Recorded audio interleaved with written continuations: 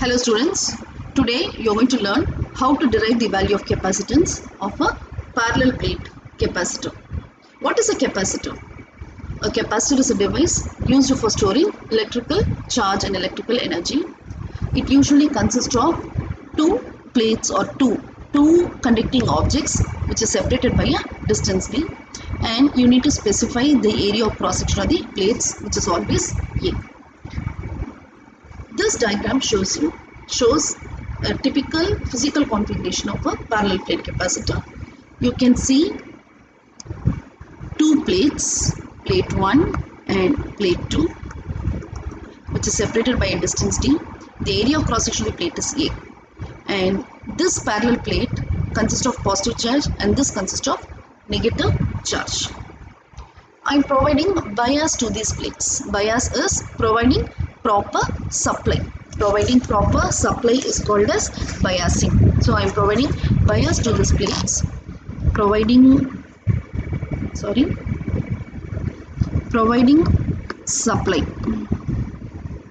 Providing supply to the plates, we call it as bias. Okay. Now when you see this, I am applying a potential of V volt. So when I apply a potential of V volt, there will be charges induced. When I increase the potential, the number of charge in the positive plate increases and the number of charge in the negative plate increases. Always remember they are separated by a distance d, and if there is no material in between them, it will be filled with air or vacuum. So we call it as a dielectric medium.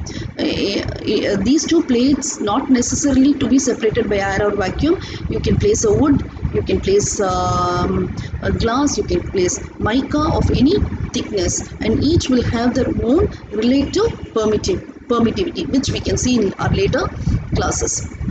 So now I have connected the positive plate of the capacitor to the positive terminal of the battery, and the plate carrying the negative charge to the negative terminal of the battery.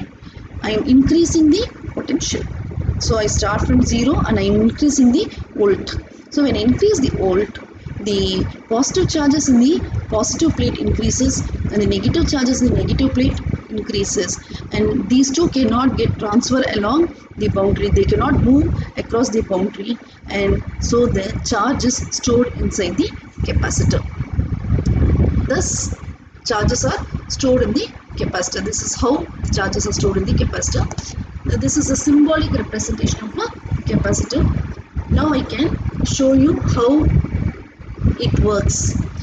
Let us consider two arbitrarily shaped conductors. This is conductor 1, this is conductor 2. Conductor is one which conducts current.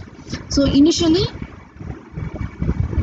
there is no charge, both are left uncharged. Uncharges, I have not provided any proper bias. Now what happens, I am removing a charge from this conductor 2 to conductor 1. So I am moving a charge from conductor 2 to conductor 1. So this becomes positively charged conductor, and since I have removed, this becomes a negatively charged conductor. So there is some work done. There is work done in moving a charge from second conductor to the first conductor. This work done is called as potential. This work done is called as potential. So there exists a relation between potential and the charges. So if I increase the potential, the charges also increases. And as there are charges in this conductor 1 and conductor 2, there exists an electric field. There exists an electric field. Always remember, electric field is lines of force. So whenever I have a charge Q, it will emanate lines of force. You can feel electric field at any point P. Okay, or I can also define electric field as force per unit charge, but this context is not necessary. Electric field exists whenever there is a charge. Okay, so there is a work done in moving a charge minus Q to plus Q, and the work done we call it as potential, and thus the potential and the charges are related to one another. So whatever I have told you, I have I have presented in the form of a theory. So if the battery voltage is increased, the amount of charges stored in the plate also increases. Thus, the charge stored in the capacitor is proportional to the potential difference, and hence Q is equal to Q is proportional to V, and I can write this Q is equal to C. Now, the definition of a capacitance. We can see here the definition of the capacitance, the ratio of the magnitude of the charge and either plates of the conductor to the potential difference between the conductor. The ratio of the magnitude of the charge, this is very important, magnitude of the charge to the potential difference between the conductor. So unit of capacitance, we call it as coulomb per volt. Why coulomb? Coulomb per volt, the charge, the SI unit of charge is coulomb and the SI unit of voltage is volt. So coulomb per volt, or I can also call it as farad, which is the largest unit of capacitance, to honor Michael Faraday, the scientist. Okay. So capacitors are available in a lot of ranges, 1 microfarad and 1 picofarad.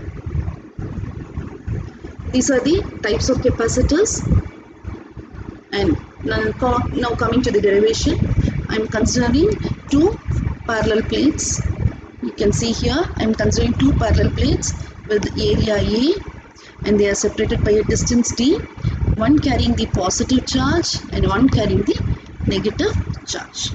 To start with the derivation, you have to be very well aware of the Gauss law. What is Gauss law? What is Gauss law?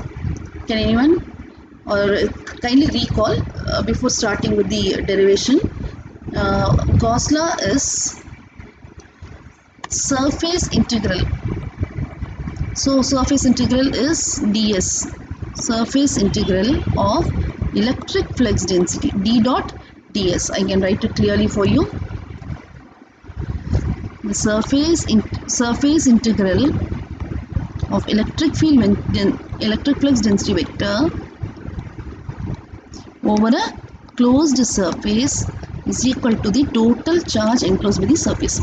The surface integral of the normal component, actually you have to include this, the surface integral of the normal component of electric flux density vector over the closed area is equal to charge enclosed by the surface. Now in the second equation here, I have taken all this integration sign, and instead of ds I have written it as a. Why I have substituted a? Because whenever you integrate small surface, it will lead to the total area of the plates. Total area of the plates. That's why I have written it as d dot dA is equal to q. Now let me mark d dot n vector ds is equal to q as equation 1 and d dot a equal to q as the second equation. So from here I can write d is equal to q by a, which is equal to charge density, surface charge density. Okay, since we have considered a surface area, it is surface charge density. Now coming to this field intensity. What is electric field intensity? Electric field intensity is related, D is equal to epsilon into E. You can see here D is electric flux density, E is electric field intensity. They are related as D is equal to epsilon into E. So from here E is equal to, what is E? Bring this epsilon to the denominator, D by epsilon. Okay, d by epsilon, and already in the previous slide I have shown you d is equal to rho s. So I am substituting d is equal to instead of this d I am substituting rho s, and epsilon I am writing it as epsilon naught into epsilon naught. What is epsilon naught? Epsilon naught is absolute permittivity. You are aware of it, you must be aware of it. And epsilon r is relative permittivity. Okay, and epsilon r is always equal to 1 for air or vacuum. And this epsilon naught value, so epsilon naught is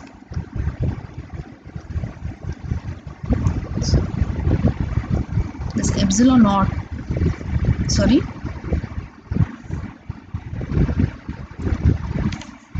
epsilon naught is equal to 8.854 into 10 to the power minus 12 farad per meter.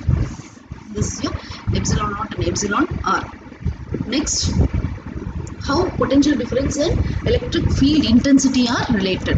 Potential difference and electric field intensity are related as V is equal to E into D. You can see here V is equal to E into D. E already we have found, which is rho s by epsilon naught epsilon r into D. And therefore capacitance may be expressed as C is equal to Q by V. This is by definition. C is equal to Q by V.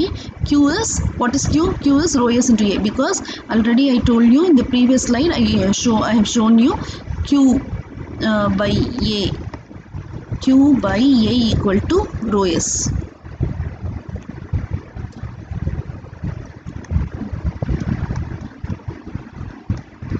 Q by A equal to rho s. So from here I can write Q is equal to rho s into A. So I am substituting rho s into A here, and B we have found rho s into D divided by epsilon naught epsilon r. Rho s and rho s will get cancelled, and epsilon naught epsilon r will go to the numerator. So epsilon naught epsilon r A by D.